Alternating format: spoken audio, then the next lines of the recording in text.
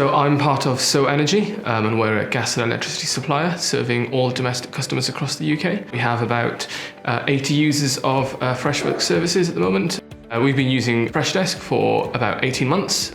We've just started using Freshchat just a couple of months ago.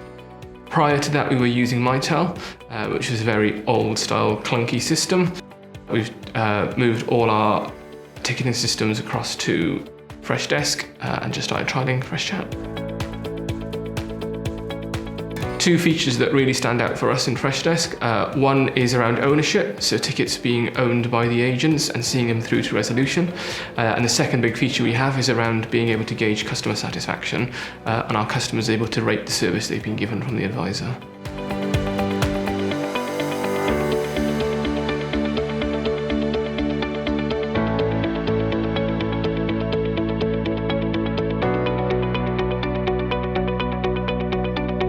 I hit refresh with Freshworks.